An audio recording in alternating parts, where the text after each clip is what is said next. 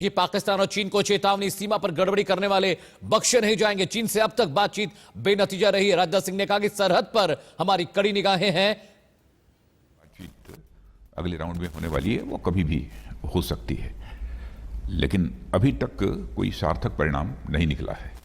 Status को बना हुआ है, यथास्थिति बनी हुई है। तो अगर यथास्थिति बनी हुई है, उसका मतलब डिप्लॉयमेंट लेवल जो है वो कम नहीं होने वाला हमारी तरफ से। जब यथास्थिति बनी रहेगी, स्वाभाविक है डिप्लॉयमेंट कैसे कम होगा। तो डीएस्केलेशन भी नहीं, ना डिप्लॉयमेंट ना तो डिप्लॉयमेंट हमारा कम होगा, और मैं समझता हूं कि उनका भी डिप्लॉयमेंट कम नहीं होगा। तो स्टेटस को किसी तरह से पॉजिटिव डेवलपमेंट नहीं माना जा सकता। हाँ, मैं ये इसे है मैं पॉजिटिव डेवलपमेंट नहीं मानता हूं जी। हाँ, लेकिन बातचीत चल रही है, इसलिए बातचीत के द्वारा कोई ना कोई सकारात्मक परिणाम निकले, तो ये हमारी अपेक्षा है। बातचीत बैक चैनल्स के जरिए चल रही है, क्योंकि अभी तक डेट तो अनाउंस नहीं हुआ, मिलिट्री लेवल के हो या फिर डिप्लोमेटिक लेवल के हो, बैक चैनल चल रहे हैं। नहीं, उनके भी हॉटलाइन मैसेज आए थे, हमारे भी हॉटलाइन मैसेज उनको गए हैं। बराबर अभी किन किन मुद्दों पर बातचीत होगी, इस संबंध में मैसेजेस का आदान प्रदान दोनों देशों के बीच हो रहा है। सर, 50 साल के बाद 2020 में बुलेट्स चली हैं लाइन ऑफ एक्चुअल कंट्रोल पर। आप रक्षा मंत्री हैं, आपको क्या लगता है कि शांति की कोई संभावनाएं आपको जरा भी दिख रही हैं? भारत तो सदैव से ही विश्व शांति का पुजारी रहा है। केवल भारत और चाइना के बीच ही शांति भारत नहीं चाहता रहा है, भारत तो विश्व शांति का पुजारी रहा है। हम शांति तो सदैव चाहते हैं। पर ये तो गोल हुआ ना सर, ये तो एक जैसे कहते हैं कि एक पॉलिसी मैटर है कि शांति, कौन कहेगा कि हम शांति नहीं चाहते। शांति तो हर मुल्क कहता है कि हमें शांति चाहिए, लेकिन एक एक्सपेंशनिस्ट गोल है चाइना का, दूसरों की जमीन हड़पने का। ऐसी स्थिति में शांति कैसे हो सकती है किसी भी मुल्क के साथ? नहीं, यदि कोई देश विस्तारवादी है, एक्सपेंशनिस्ट है, और भारत के भूमि पर कब्जा करने की कोई कोशिश करता है, तो कि टुकड़े को हड़पने की कोशिश करता है, तो भारत के अंदर वह ताकत है, भारत के अंदर वह कुवत है कि किसी भी सूरत में अपनी जमीन को किसी दूसरे देश के हाथ में नहीं जाने देगा, चाहे दुनिया का कोई भी देश हो। सर, आप कहते हैं कि भारत में क्षमता है, ताकत है, लेकिन बहुत ऐसे डिफेंस एक्सपर्ट्स हैं हमारे मुल्क में और बाहर जो कहते हैं कि चाइना का मुकाबला हम बिल्कुल नहीं कर सकते, ना हमारे पास फाइनेंशियल कैपेबिलिटीज है, ना हमारे पास डिफेंस की कैपेसिटी है, हम तुलना भी नहीं कर सकते। लड़ाई करने की बात अलग है। अब ऐसे एक्सपर्ट्स के अपने अपने विचार हो सकते हैं, अपनी अपनी ओपिनियन उनकी हो सकती है, लेकिन इतनी बात मैं दावे के साथ कह सकता हूं कि हमारे भारत के सेना के जवानों ने जिस संयम, शौर्य और पराक्रम का परिचय दिया है, उससे हम भारतवासियों को हम अपनी सेना के ऊपर नाज है, फक्र है, यह मैं दावे के साथ कह सकता हूं। जी, पर ये सेना के बारे में नहीं है। ये कहना है कि मतलब उनका कहना है कि ये सेना की गलती नहीं है, ये हमारी लॉन्ग टर्म पॉलिसीज जो रही हैं, हमने कभी डिफेंस को एक ऑप्टिमम लेवल पे हम कभी नहीं ला पाए सालों साल, क्योंकि हमारे में हम एक मिलिट्री पावर नहीं रहे हैं, हम एक सॉफ्ट पावर रहे हैं, हम एक डेमोक्रेसी हैं, एक डेवलपिंग पावर है, नॉन एक्सपेंशनिस्ट है। इसकी वजह से नेशनल सिक्योरिटी, डिफेंस, ये सब सेकंड प्रायोरिटी लिस्ट पे आ जाता था। देखिए, आज़ादी हासिल होने के बाद जितनी भी सरकारें रही हैं, चाहे किसी भी राजनीतिक पार्टी की सरकार रही हो, सिक्योरिटी को सवाल को लेकर मैं किसी के ऊपर कोई सवालिया निशान नहीं लगाना चाहता। हाँ, इतनी बात मैं दावे के साथ कह सकता हूं कि जब से प्रधानमंत्री श्री नरेंद्र मोदी जी के नेतृत्व में हमारी सरकार बनी है, सुरक्षा हमारी प्राथमिकताओं में नंबर 1 पर रहा है, और हम जितनी अधिक ताकत और सुविधा अपनी जो है डिफेंस फोर्सेस को मुहैया करा सकते हैं, वो हम कराने की अपनी तरफ से कोशिश कर रहे हैं। तो क्या ये सही है कि सिक्योरिटी फोर्सेस को एक ब्लैंक चेक दिया गया है, एक ओके दिया गया है कि आपको जो कदम उठाना पड़े सिक्योरिटी के लिए आप उठा सकते हैं? नहीं, हमें अपने सेना के ऊपर पूरा विश्वास है कि जहाँ संयम की आवश्यकता होती है वह संयम का परिचय देते हैं, जहाँ शौर्य की आवश्यकता होती है शौर्य और पराक्रम का भी परिचय देते हैं। इनके ऊपर पूरा हम सबको विश्वास है, इसलिए किसी का हाथ बांधने का प्रश्न ही नहीं खड़ा होता। और ये जो कुछ भी बातें मैं बोल रहा हूँ, ये मत समझिएगा कि केवल पब्लिक कंजम्पशन के लिए बोल रहा हूँ। जो कुछ भी बातें बोल रहा हूँ एकदम बिल्कुल दिल की गहराइयों से बोल रहा हूँ। आप गए थे वहां पर? कहाँ पर? आप लद्दाख गए? लद्दाख में गया था और वहां पर और वहां मैंने अपने सेना के जवानों से भी मैंने बातचीत की। आपको उस वक्त कैसा लगा जब आप जानते थे कि वहां पर हमारे सैनिक जो हैं वो they were taken aback, they were taken by surprise, और जो गलवान में हुआ उससे दुख हुआ ज़रूर, लेकिन उस वक्त जवानों का जो हौसला है वो बढ़ाने की जिम्मेदारी आपकी थी? हौसला हमारे जवानों की बढ़ाने की जिम्मेदारी नहीं थी। जब मैं गया था हमारे जवानों का हौसला बुलंद था। और वही मैं कहता हूं, कुछ कूटनीतिक कारण होते हैं और सिक्योरिटी से रिलेटेड सवालों का एकदम बिल्कुल खुलकर जवाब देना, खुलकर बोलना, या कभी कभी कुछ अपनी मजबूरी भी होती है, कुछ अपनी सीमाएं भी होती हैं। लेकिन मैं इतना कहना चाहता हूं कि हमारे सेना के जवानों का हौसला बुलंद था और आज भी है, क्योंकि मैं दावे के साथ कह सकता हूं कि जिस शौर्य और पराक्रम का परिचय इस बार हमारी सेना ने दिया है, वो संयम का भी, उसकी जितनी भी तारीफ की जाए वो कम है। अभी चाइना जो है प्री अप्रैल 2020 पोजीशन से पीछे हटने को तैयार नहीं है, कोई इंडिकेशन भी नहीं है कि वो हटेंगे। तो ऐसे में सर्दियों के वक्त क्या आप समझते हैं कि गलवान जैसा इंसिडेंट फिर से हो सकता है? देखिए, मैं इतना ही देशवासियों को कहना चाहता हूं कि हमारे देश की सेना देशवासियों का मस्तक नहीं झुकने देगी। क्या क्या हुआ है मैं खुलकर नहीं बोल सकता हूं, क्योंकि दोनों देशों के बीच बातचीत का दौर चल रहा है। लेकिन भारत वासियों का मस्तक झुका नहीं है, यह बात मैं दावे के साथ कह सकता हूं। सर, आपने अभी हाल ही में नॉर्दर्न फ्रंटियर की बात और जो कुछ भी मैं कह रहा हूं, ये हमारी बात को मैं समझता हूं सीमा पर बैठा हुआ सेना का जवान भी सुनेगा तो कम से कम यह फक्र के साथ कह सकेगा कि हमारा जो रक्षा मंत्री कह रहा है वह सच बोल रहा है। जी, ईस्टर्न सेक्टर में सिक्किम और अरुणाचल, यहाँ पर भी ट्रांसग्रेशंस के थ्रेट्स हो सकते हैं। इंटरनेशनल एक्सपर्ट सैटेलाइट्स के ज़रिए डेटा एनालिसिस करके वो देख चुके हैं कि वहाँ पर एयर स्ट्रिप्स बन रहे हैं चाइना के, वहाँ पर रोड डिप्लॉयमेंट है, वहाँ पर फोर्सेस जा रही हैं। क्या हमारे फोर्सेस वहाँ पर उसी नंबर के साथ और उसी मतलब वैसे ही सक्षम है टू प्रोटेक्ट आवर बॉर्डर्स? देखिए, भारत और चीन के बीच बाउंड्री को लेकर परसेप्शनल डिफरेंसेस लंबे समय से रहे हैं। अच्छा रहा होता कि यह डिफरेंसेस समाप्त हो गए होते, ताकि जिस प्रकार के हालात पैदा हो रहे हैं इस प्रकार के हालात पैदा ही न होते। वैसे पिछली सरकारों ने भी अपनी तरफ से कोशिश की थी बातचीत करने की, लेकिन उसका कोई समाधान नहीं निकल सका था। हाँ, यह बात सही है कि चाइना अपनी तरफ इंफ्रास्ट्रक्चर डेवलपमेंट जितना मैक्सिमम हो सकता है वो पहले से जो है करता चला आ रहा है, लेकिन भारत भी सीमा पर रहने वाले अपने नागरिकों की सुविधा के लिए, सीमा पर पेट्रोलिंग करने वाले अथवा सीमा की सुरक्षा करने वाले अपने जवानों के लिए भी इधर बहुत ही तेजी के साथ इंफ्रास्ट्रक्चर डेवलपमेंट किया है।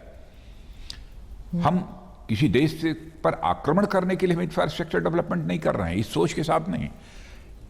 लेकिन यदि पेट्रोलिंग करने हमारा जवान जाता है तो उसकी सुविधा का हमको ध्यान देना पड़ेगा, और साथ ही साथ सीमा पर रहने वाले जो हमारे नागरिक हैं उनकी भी सुविधाओं का ध्यान हमको देना पड़ेगा। उसके लिए भी इंफ्रास्ट्रक्चर डेवलप करना सीमा पर यह आवश्यक है, और वह काम कर रहे हैं। सर, आपने कहा था कि पाकिस्तान और चाइना जो है एक मिशन मोड पर काम कर रहे हैं बॉर्डर बाउंड्री को, उनके डिस्प्यूट्स को जिंदा रखने के लिए। तो क्या आप समझते हैं कि 2020 में जो हुआ वो एक इन दोनों मुल्कों की मिलीभगत थी? मतलब एक एकतरफा अटैक नहीं था चाइना से, इनकी मिलीभगत थी, जुगलबंदी थी। क्या आप समझते हैं ये हो सकता है? मैं इस संबंध में कुछ प्री एम्प्ट नहीं करना चाहता, और हमारी आंख तो सचमुच बिल्कुल जिसे कहा जाए ना, हमारी नज़र तो बस चिड़िया की एक आंख पर होती है। जो हमको छेड़ेगा तो हम उसे छोड़ेंगे नहीं, बस चाहे जो भी हो। वैसे हमारी कोशिश यही होती है कि हम सभी के साथ अपने अच्छे रिश्ते बनाकर रखें। Sir, but two front war के बारे में तो कई अरसे से बात चल रही है कि ये टू फ्रंट वॉर हो रहा है, होने की बात अलग है। ये टू फ्रंट वॉर हो रहा है, भले ही अटैक ना हो, लेकिन हर किस्म से आप FATF में देख लीजिए, UN में देख लीजिए, किसी तरह से देख लीजिए, इन दोनों मुल्कों की जैसे एक जकड़ हो गई है।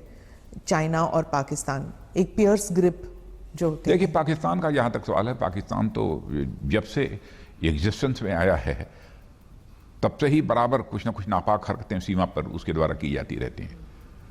और सीज फायर वायलेशन का जहाँ तक सवाल है, 200, 250, 300, 400 बार बराबर वो सीज फायर वायलेशन कभी कभी महीनों में ही करता रहता है, सिलसिला जारी रहता है। लेकिन हमारे सेना के जवान बराबर उसको मुंहतोड़ जवाब देते रहते हैं।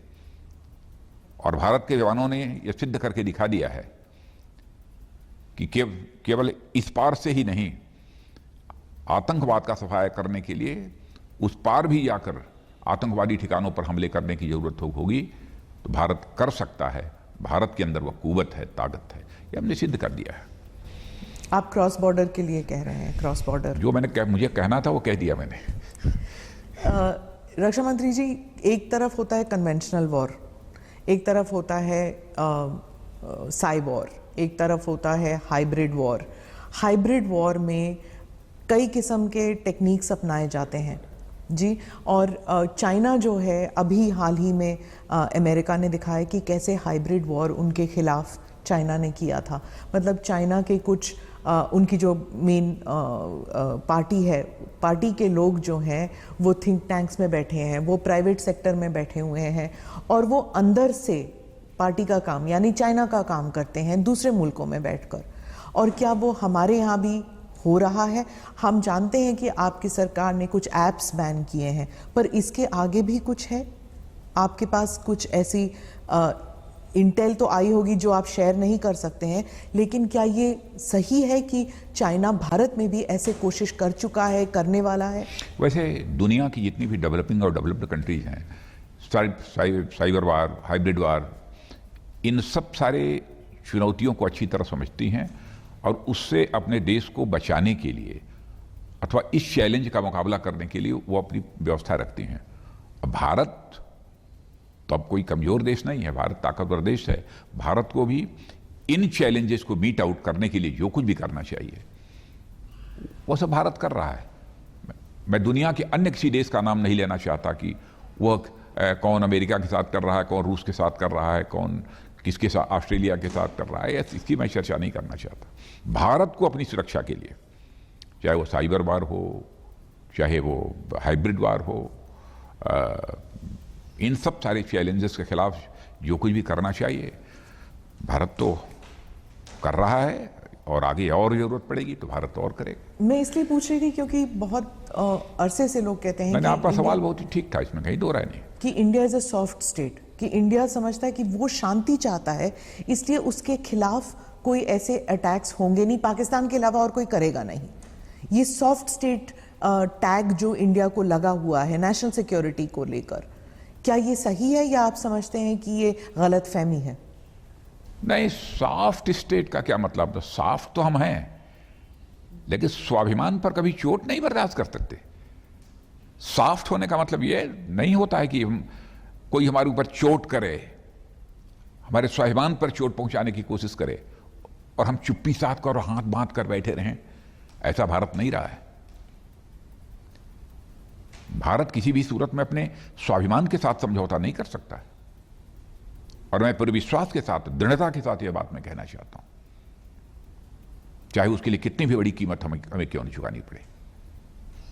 सर, क्योंकि इस किस्म के वॉर में जो दुश्मन है वो वर्दी पहन के नहीं आता, इसलिए मालूम है, इसलिए उसकी पहचान करना मुश्किल है।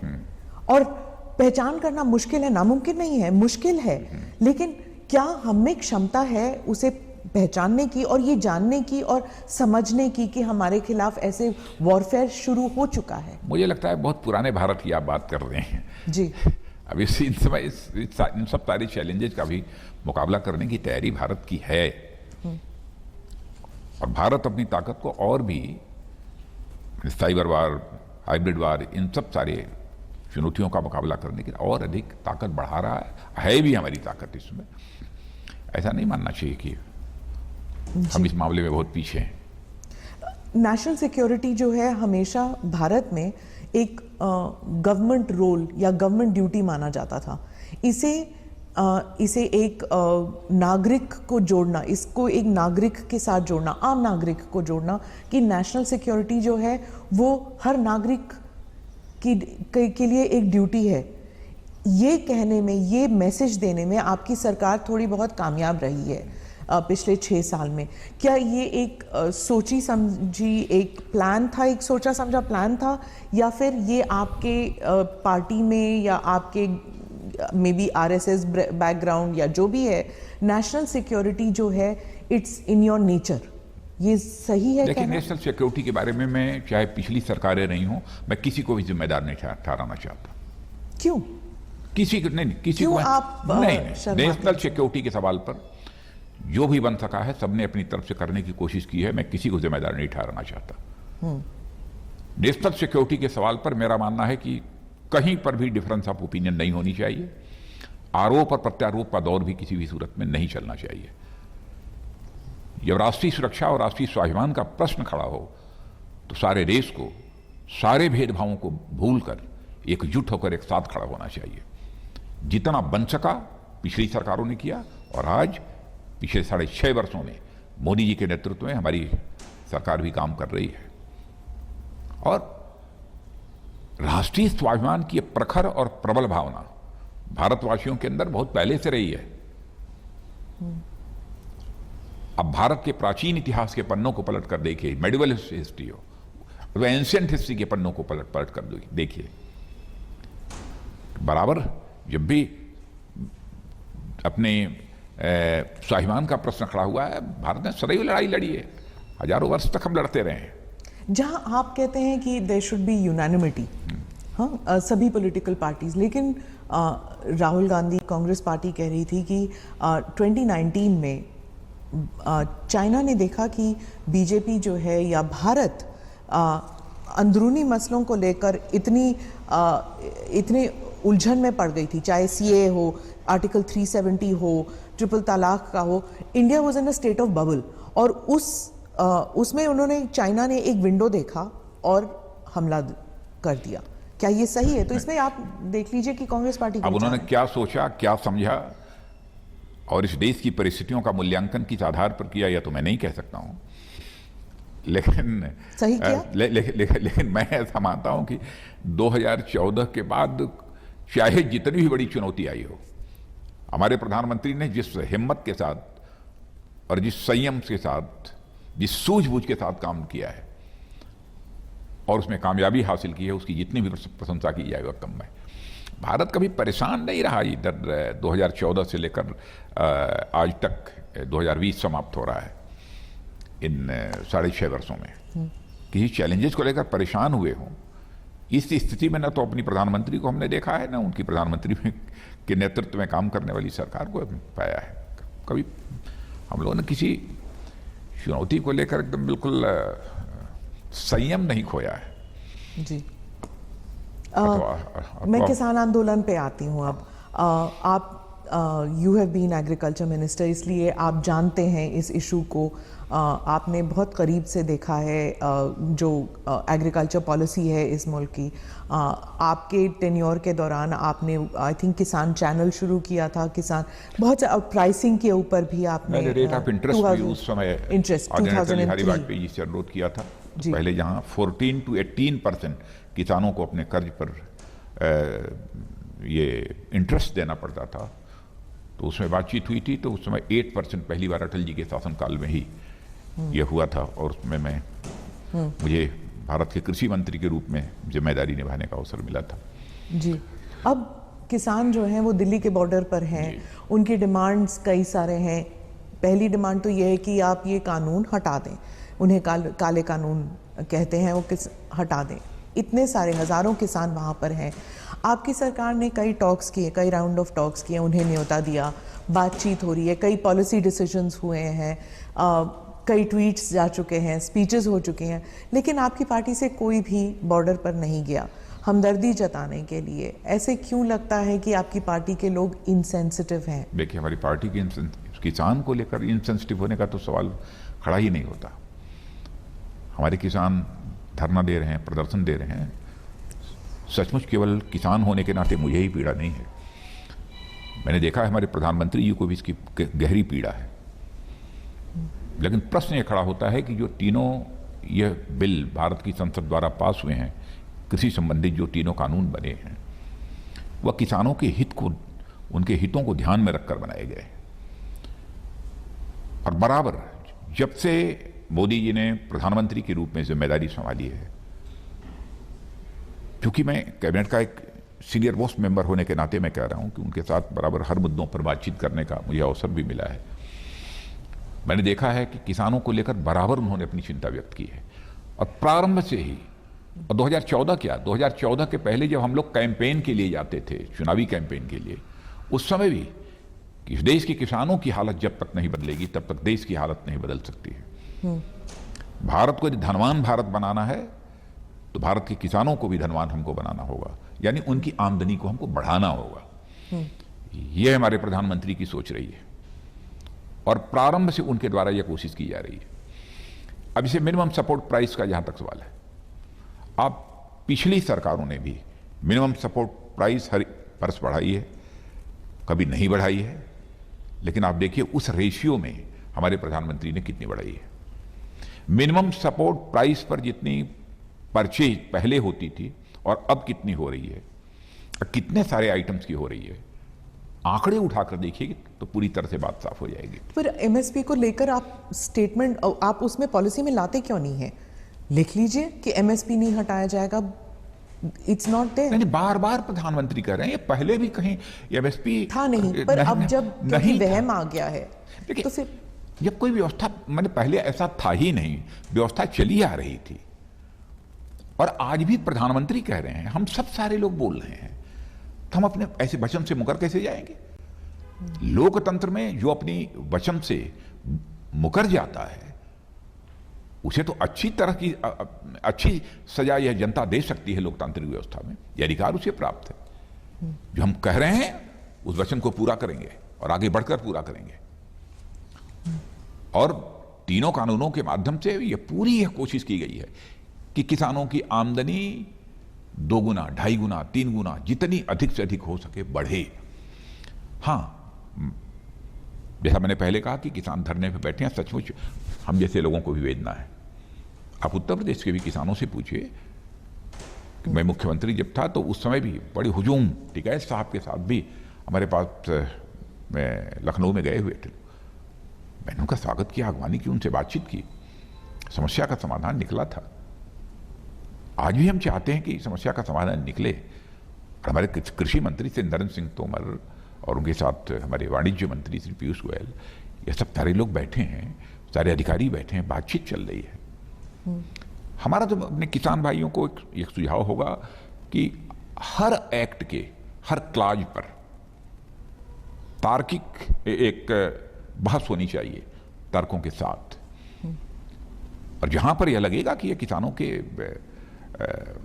हितों के प्रतिकूल है, उसके खिलाफ है, तो जो भी आवश्यक होगा हमारी सरकार करेगी। मैं यकीन दिलाना चाहता हूं, जैसा मैं प्रधानमंत्री की मंशा को जानता हूं जी, किसानों के हितों के ऊपर हम किसी भी सूरत में चोट नहीं पहुंचने देंगे। मैं यह बात दिल की गहराइयों से कह रहा हूं। पर ऐसे लगता है अब ये तर्क वितर्क से आगे बढ़ चुका है, क्योंकि किसान अड़ गए हैं कि अब या तो हटेगा ये कानून या मतलब जब तक हटेगा नहीं हम नहीं हटेंगे यहाँ से। बातचीत हो रही है और मैं समझता हूं कि कुछ ना कुछ समाधान उसका निकलेगा, यह मेरा विश्वास और भरोसा है। और मैं हाथ जोड़कर अपने किसान भाइयों से विनम्र अनुरोध करना चाहता हूं कि इस बिल को मैंने भी स्वयं देखा है, कृषि मंत्री भी रह चुका हूं, और कृषि जगत की बहुत सारी समस्याओं से मैं अच्छी तरह वाकिफ भी हूं। इसलिए मैं कह सकता हूं कि यह किसानों के हित में है। एक बार कम से कम 2 साल तक एक प्रयोग करके आप देखें तो कि यह तीनों जो कानून कृषि संबंधित हैं वह किसानों के लिए कितने उपयोगी हैं, देखें तो उसके बाद आपके साथ बैठने को हम लोग तैयार हैं। आप बैठिए, आप जहां जहां कहेंगे आवश्यक संशोधन करने के लिए हमारी सरकार तैयार है। और आज भी हमारे किसान भाई बैठे हैं, किसी एक्सपर्ट को बैठाना चाहते हैं एक्सपर्ट को बैठा लें, सरकार के साथ बातचीत हो, और बातचीत के द्वारा यदि यह निकलता है कि नहीं इन कानूनों को फला क्लाज में संशोधन करने की आवश्यकता है, तो उसके लिए भी हमारी सरकार तैयार है। हम पूरी तरह से फ्लेक्सिबल हैं। हम केवल सरकार के लिए सरकार नहीं चला रहे हैं, हम देश के लिए, गरीब के लिए, देश के किसानों के लिए, देश की जनता के लिए सरकार चला रहे हैं। हम ऐसा कोई काम नहीं करेंगे जी जो हमारे देश की जनता के हितों के प्रतिकूल हो, उसके खिलाफ हो। ऐसा काम हम कभी नहीं कर सकते। जी, आप हमदर्दी, आप संवेदनशीलता के बारे में कह रहे हैं, लेकिन आपकी पार्टी के ही कुछ लोग किसानों को लेबल दे रहे हैं, नक्सल कह रहे हैं, खालिस्तानी कह रहे हैं। क्या आप मैं समझता हूं कि किसानों के ऊपर इस प्रकार का कोई भी आरोप, कोई भी हो, पता नहीं किसने क्या कहा है, मुझे जानकारी नहीं है, नहीं लगाया जाना चाहिए। लेकिन उसे हमारा किसान किसान है, हम किसान के प्रति हृदय की गहराइयों से सम्मान व्यक्त करते हैं और हर समय भारत के किसानों के प्रति हमारा सिर झुका हुआ है उनके सामने, उनके सम्मान में। वो हमारे अन्नदाता हैं। और जब भी आर्थिक संकट का दौर इस देश में आया है तो देश की अर्थव्यवस्था को संभालने का काम यदि किसी ने किया है तो इस देश के किसानों ने किया है। लेकिन इकोनॉमिक रिसेशन का दौर, आर्थिक मंदी का दौर आया है, उस समय भी आप अर्थशास्त्रियों से बातचीत करिए, वो इस बात की जानकारी आपको देंगे।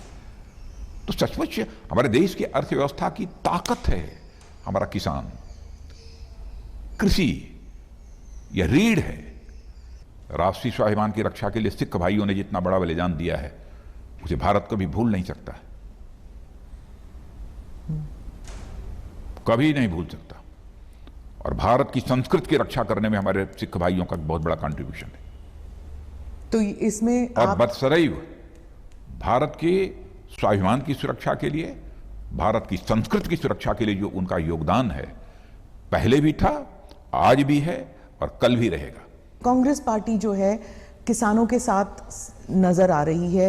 राहुल गांधी जो है उन्होंने करोड़ों किसानों के हस्ताक्षर लेके वो राष्ट्रपति तक पहुंच गए हैं।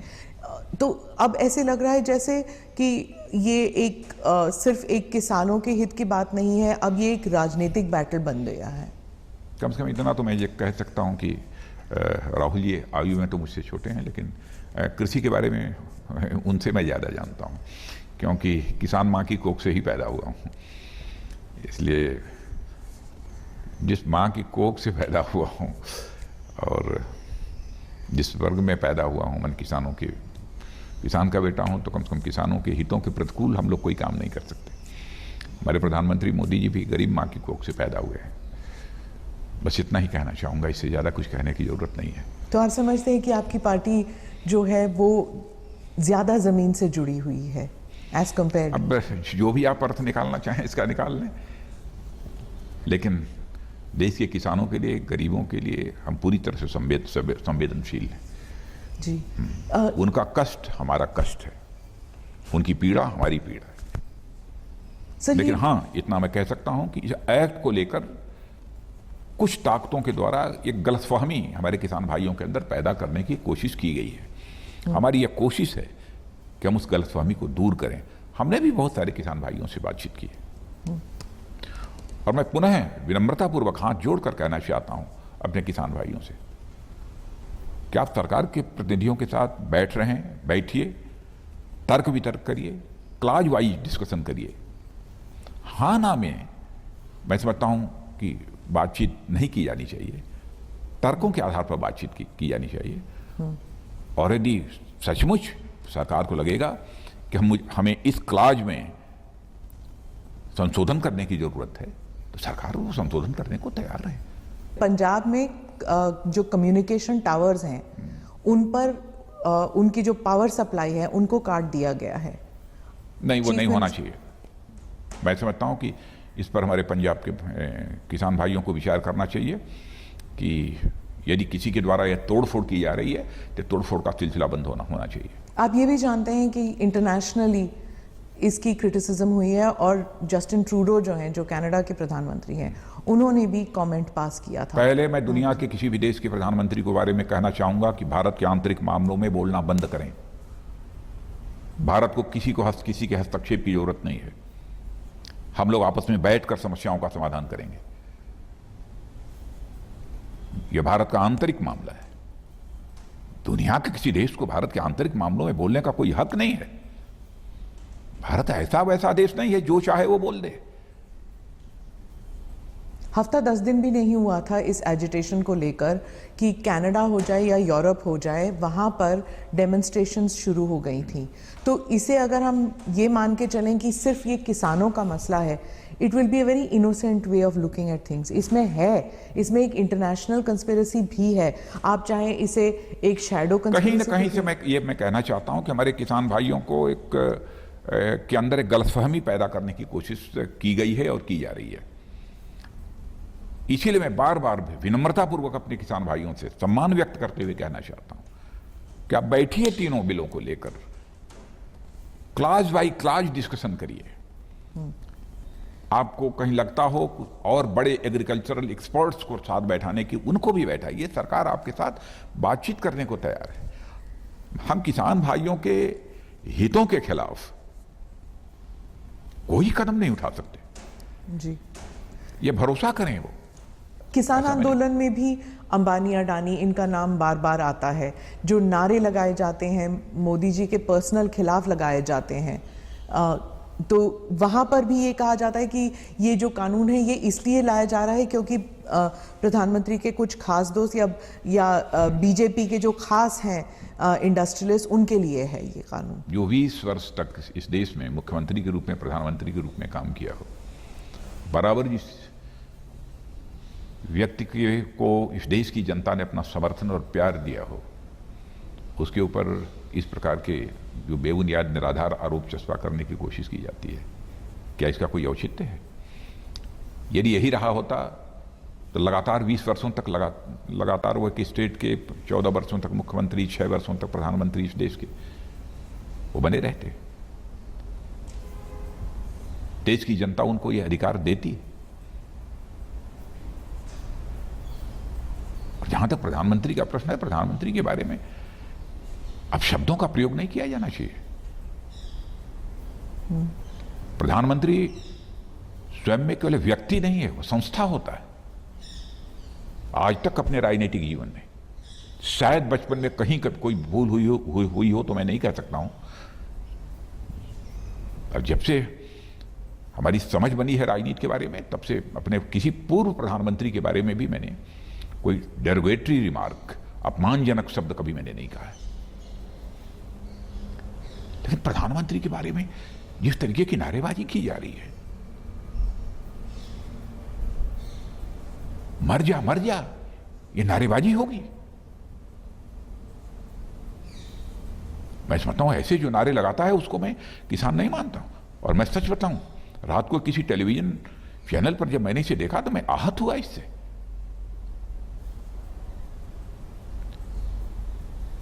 प्रधानमंत्री व्यक्ति नहीं है, संस्था है। लोकतंत्र को मजबूत बनाकर रखना है तो इस देश की संस्थाओं को, राष्ट्रपति हो, प्रधानमंत्री हो, मुख्य न्यायाधीश हो, न्यायाधीश हो, ये सब संस्थाएं हैं। इनकी प्रतिष्ठा और गरिमा को बनाकर रखना केवल सत्ताधारी दल की जिम्मेदारी नहीं बनती है। विपक्ष हो चाहे कोई भी हो, सबकी जिम्मेदारी बनती है। एक बार हमारी पार्टी में ही डॉक्टर मनमोहन सिंह जी के बारे में किसी ने कुछ रिमार्क कर दिया था। मैं उसकी यहां चर्चा नहीं करना चाहता, लेकिन तुरंत मैंने उसे कंट्राडिक्ट किया था।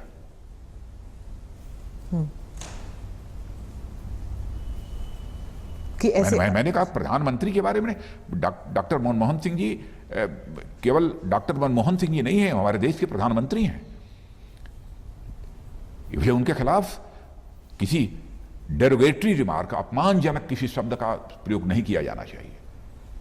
उस समय भी मैंने कहा था। और आज तक मुझे याद नहीं है कि अपने, चाहे वह कांग्रेस का प्रधानमंत्री रहा हो, चाहे हमारे देवगौड़ा जी रहे हों, नरसिम्हा राव जी रहे, कोई रहा हो, किसी के बारे में अपमानजनक शब्द मैंने कभी प्रयोग किया हो। किसी को हमने कहा हो कि मर जा। जो प्रधानमंत्री कलेजा निकाल कर देश की सेवा कर रहा हो बराबर गरीबों के लिए, उसके लिए ऐसे नारे लगे। मैं अपने किसान भाइयों को कहूंगा कि इस प्रकार की नारेबाजी करने वाले लोगों को कृपया वो दूर रखें। तो आप संस्थाएं कमजोर होने लगती हैं, इंस्टीट्यूशंस जब कमजोर होते हैं लोकतंत्र कमजोर होता है। तो आपको लगता है कि विपक्ष से किसी को उठ खड़ा होना चाहिए था, कहना चाहिए था कि ऐसे नारेबाजी नहीं होनी चाहिए इस आंदोलन में? विपक्ष अपनी जिम्मेदारी समझे। मैं विपक्ष को उपदेश नहीं देना चाहता और न हमसे वो उपदेश की अपेक्षा भी रखते हैं। वो स्वयं समझदार लोग हैं, मैच्योर्ड लोग हैं, वो स्वयं फैसला करें उन्हें क्या करना चाहिए। लेकिन प्रधानमंत्री, राष्ट्रपति, मुख्य न्यायाधीश, ये सब सारी संस्थाएं हैं, इंस्टीट्यूशंस की गरिमा बनाकर कई ऐसी घटनाएं मेरे जीवन की हैं जिसका मैं खुलासा करूंगा तो लगेगा कि किस तरीके से हमने उनका सम्मान किया है। कभी कभी पार्टी के हितों के विरुद्ध जाकर भी किया है मैंने। मर्यादाओं को तोड़कर यह राजनीति करने का मेरे जीवन में कोई अर्थ नहीं है। इसमें अपने जीवन की सार्थकता मैं नहीं मानता हूं। जब तक राजनीति करूंगा कोशिश यही करूंगा कि मर्यादाएं किसी भी सूरत में टूटने न पाए। सर, हाल ही में जम्मू कश्मीर में इलेक्शंस हुए थे और वहां पर पीडीपी और एनसी का कहना है कि लेवल प्लेइंग फील्ड नहीं था। तो आपके क्या विचार हैं इस बारे में? लेवल प्लेइंग फील्ड क्यों नहीं थी? सारे लोग आजाद थे। ऐसा नहीं था कि कोई नजरबंद था। सबको घूमने टहलने की आज़ादी थी। लेकिन जो चुनाव परिणाम आए हैं कश्मीर के इस बार स्थानीय निकायों के अथवा जो ग्राम पंचायतों के, उससे स्पष्ट हो गया है कि आतंकवाद और अलगाववाद हारा है और लोकतंत्र जम्मू कश्मीर में जीता है।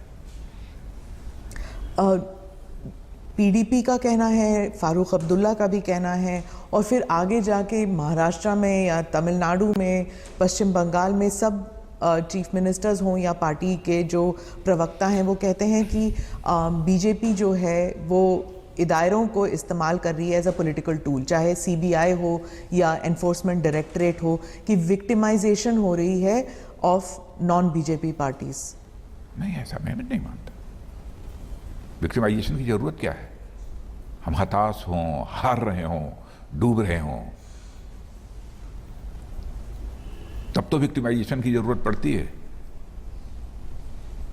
हम देख रहे हैं लगातार हर राज्यों में हमको विजय प्राप्त होती ही जा रही है। चाहे वो गोवा हो, चाहे उत्तर प्रदेश का बाई इलेक्शन हो, मध्य प्रदेश का बाई इलेक्शन हो, सभी जगह हम जीत ही रहे हैं। नहीं, उनका कहना है कि आप जीत इसलिए रहे हैं क्योंकि आप इन इदारों का इस्तेमाल कर रहे हैं। किसके ऊपर जो है हम लोगों ने इन सब सारे जो एजेंसियों का दुरुपयोग किया है कि वो कह रहे हैं कि आपने फारूक अब्दुल्ला पर किया है, ममता जी कह रही हैं कि वहाँ पर हो रहा है, वेस्ट बंगाल में हो रहा है, तेलंगाना में नहीं, ऐसा नहीं। तेलंगाना में किसके ऊपर किया? नहीं, सबका कहना है कि इलेक्शंस जब आते हैं तो ईडी का इस्तेमाल होता है, सीबीआई का इस्तेमाल होता है उस राज्य में उन पॉलिटिकल पार्टीज पर प्रेशर डालने। सबसे बड़ा इलेक्शन तो लोकसभा हो गया। किसके खिलाफ कार्रवाई हुई थी? किसके खिलाफ ईडी सीबीआई की कार्रवाई हुई थी? देश की जनता ने फिर भी मोदी जी को जबरदस्त मैंडेट दिया कि नहीं दिया? तो अपनी कमजोरी छिपाने के लिए सब आरोप, बेबुनियाद आरोप नहीं लगाने चाहिए।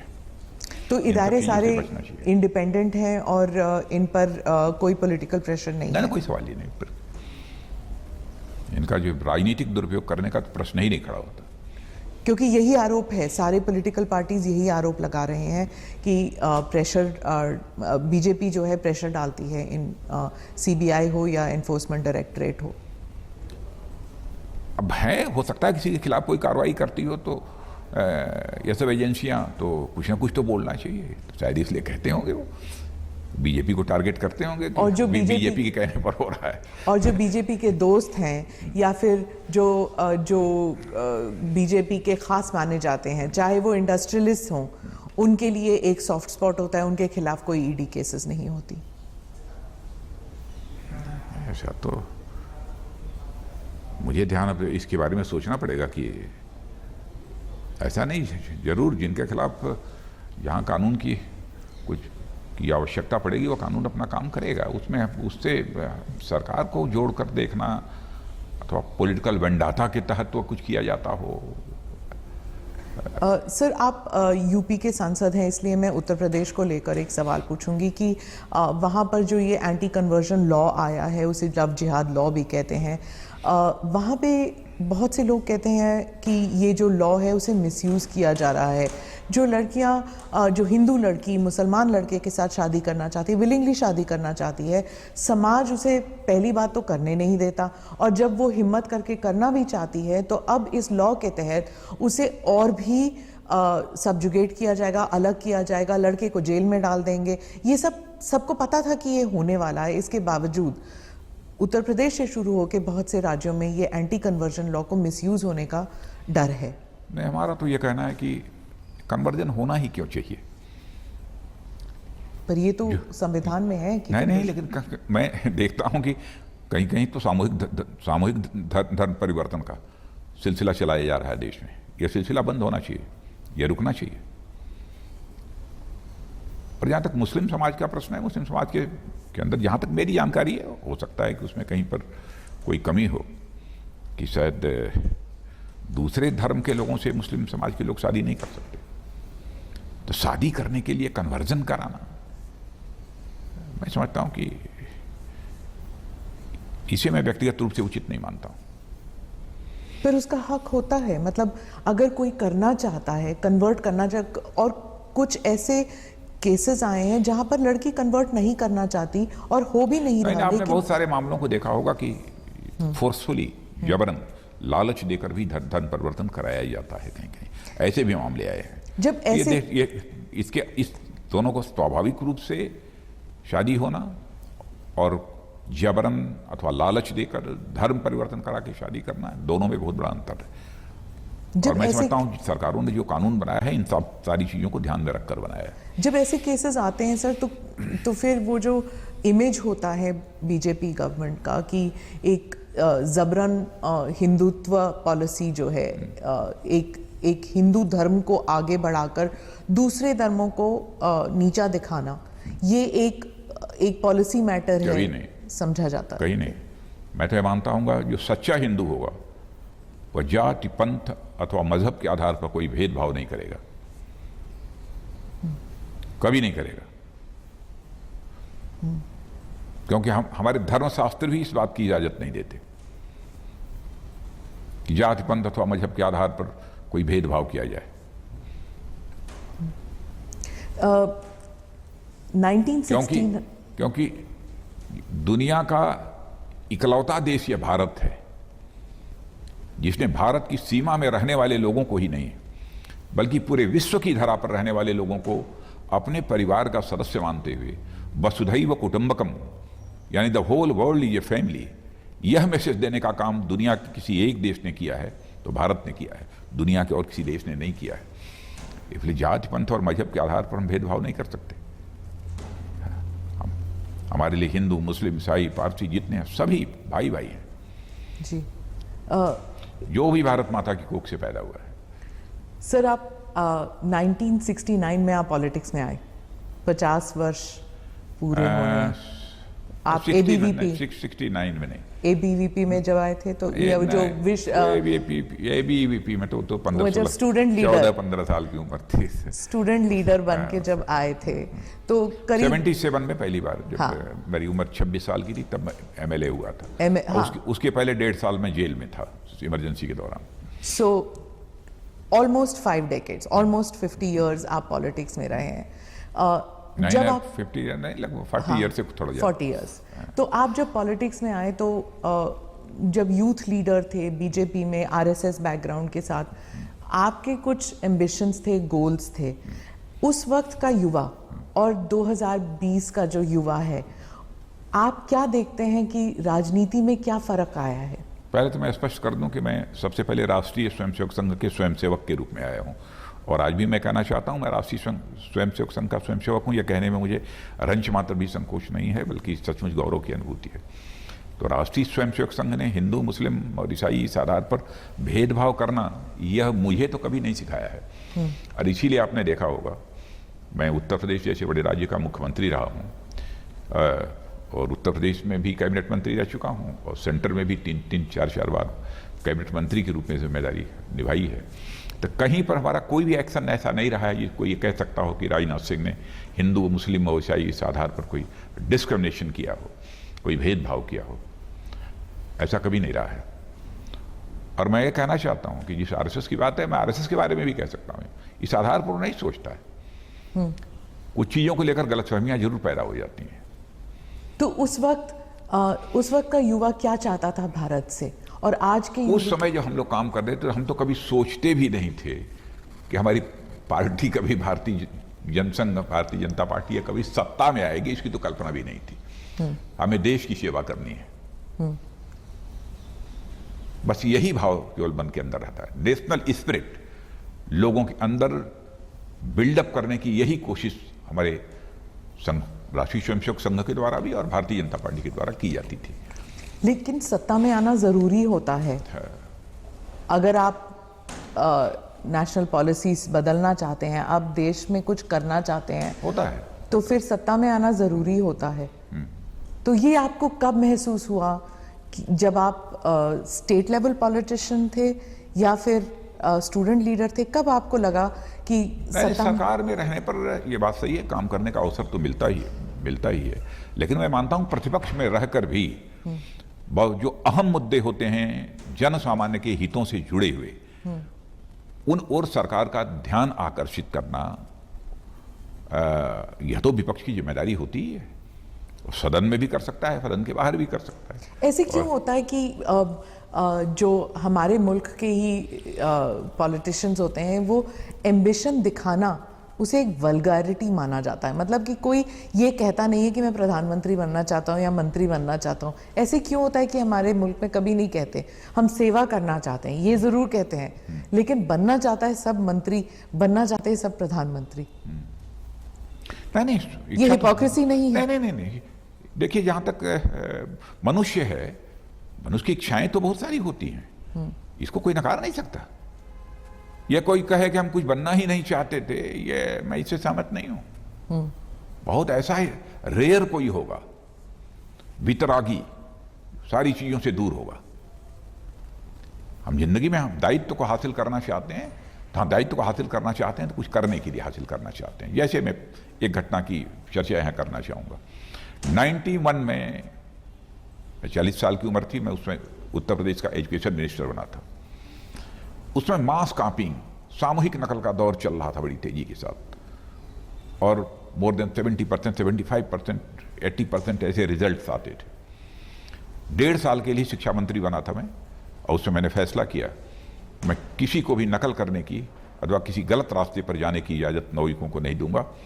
और एंटी कॉपिंग ऑर्डिनेंस, नकल विरोधी अध्यादेश उस समय जारी किया था, उसे लागू किया था, नॉन बेलेबल बनाया था आपने। सब कुछ कर डाला था।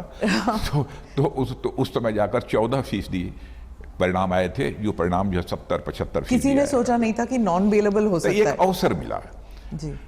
टेक्स्ट बुक के कंटेंट्स में बहुत सारे परिवर्तन लाने का भी उस समय अवसर मिला था। पर आपको कभी वैदिक मैथमेटिक्स को भी एक नई बहुत हुआ, नहीं करना चाहता मैं ये अब। नहीं। अब जैसे मैं पहले बतला दूं, वैदिक मैथमेटिक्स को मैं करना चाहता था, अब लोग कहे वैदिक मैथमेटिक्स ये हिंदू कल्चर इंपोज करना चाहते हैं। तो मैं उनसे पूछना चाहता हूं कि लंदन स्कूल ऑफ इकोनॉमिक्स में वैदिक मैथमेटिक्स पढ़ाई जाती है कि नहीं पढ़ाई जाती है, इसका कोई पता तो लगाए। और मैंने एक बार वहां के लंदन स्कूल ऑफ इकोनॉमिक्स के डायरेक्टर का एक स्टेटमेंट पढ़ा था। उन्होंने कहा था, मुझे आश्चर्य होता है कि ये वैदिक मैथमेटिक्स भारत में क्यों नहीं पढ़ाई जाती है। अब आप ये कल्पना कर लीजिए, अब वैदिक मैथमेटिक्स हम पढ़ाएंगे तो हम वो कम्युनल हो गए। और उस समय हमारे मुस्लिम टीचर्स उसे अप्रिशिएट कर रहे थे। वो कहते थे मंत्री जी अब तक थी कहां, क्यों नहीं पढ़ाया जाता था। तो इन सब सारी चीजों की चर्चा इसलिए की कि कोई दायित्व तो मिलता है तो काम करने का अवसर भी मिलता है। सर, अभी एक किताब निकली थी वाजपेयी जी और अडवाणी जी के ऊपर, और उसमें कई ऐसे इंस्टेंसेस थे जहां पर वाजपेयी जी चाहते थे कि अब राजनीति छोड़ा जाए, नहीं हो सकता यहाँ पे कुछ। अडवाणी जी की किताब अगर आप पढ़े तो उनमें भी काफ़ी बारी ये फीलिंग आती है कि I have done with this, नहीं करना चाहता, और उन्होंने इस्तीफा भी दिया था, इफ़ यू रिमेंबर। आपका कभी आपकी लाइफ में ऐसा कोई मोड़ आया जब आपने कहा बस हुआ और नहीं करना चाहता मैं ये काम? नहीं, ऐसा मैंने नहीं सोचा। जब तक ईश्वर ने सामर्थ्य दे रखी है तब तक जो भी बन सकेगा, जिस रूप में परमात्मा दायित्व देगा उस दायित्व का निर्वाह करते रहेंगे, लेकिन दायित्व हासिल करने के लिए कभी मर्यादा को तोड़ेंगे नहीं, मर्यादा का उल्लंघन नहीं करेंगे।